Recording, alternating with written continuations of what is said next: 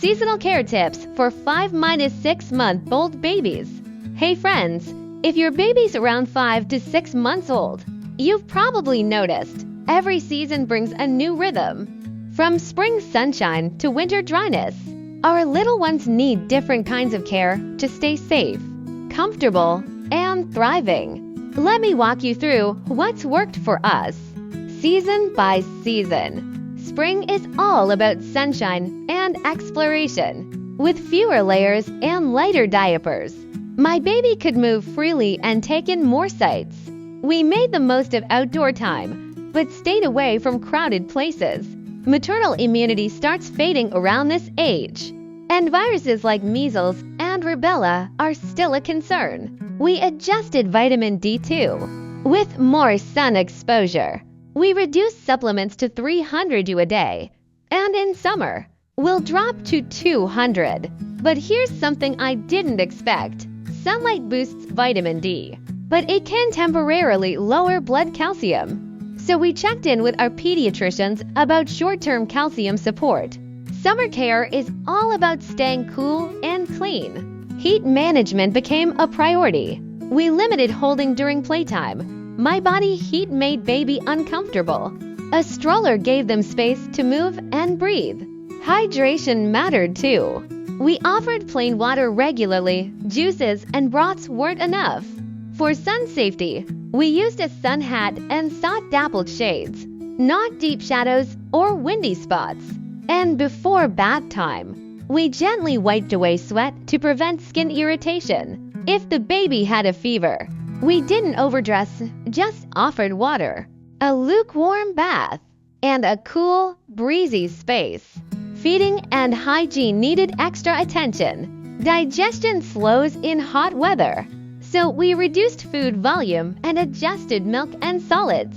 Heating speeds up spoilage, so we sterilized utensils, discarded leftovers, and washed hands before feeding. And we learned that the fridge isn't a sterilizer if food was stored over 24 hours.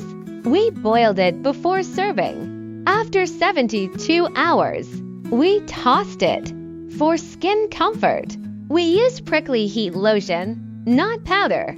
Powder can clump and irritate sweaty skin. Sweating is normal. It's often genetic, not a sign of calcium deficiency. Mosquito protection was key too. We used nets and avoided bites. Especially during peak summer, air quality mattered. We kept air circulating, never sealed the room with the AC off. Ideal AC temp was 28 C at night. We kept indoor humidity above 45% and avoided direct airflow from fans or AC. And no cold drinks. Room temp yogurt 50100 ml day was fine. But we skipped ice-cold foods. Fall care was all about transition and prevention. Prickly heat can linger, so we used powder after baths, especially early in the season. And we didn't skip baths just because the weather cooled down. Cleansing still mattered. Digestive health needed attention too. Falling diarrhea is a seasonal risk, so we kept the baby warm and hydrated.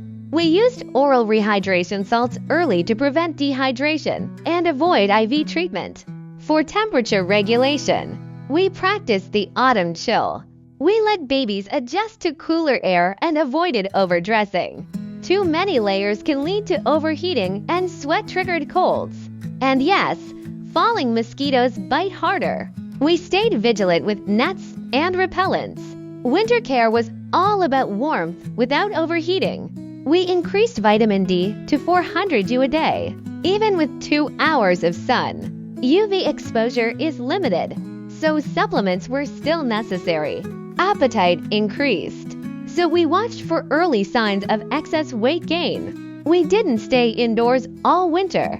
On clear, calm days, we aimed for 2 hours outside at midday. It helped build cold resistance and strengthen lungs.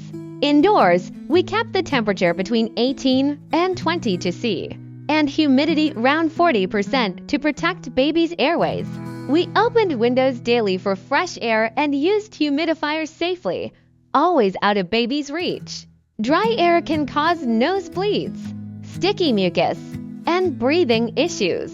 We monitored with a humidity gauge and adjusted as needed.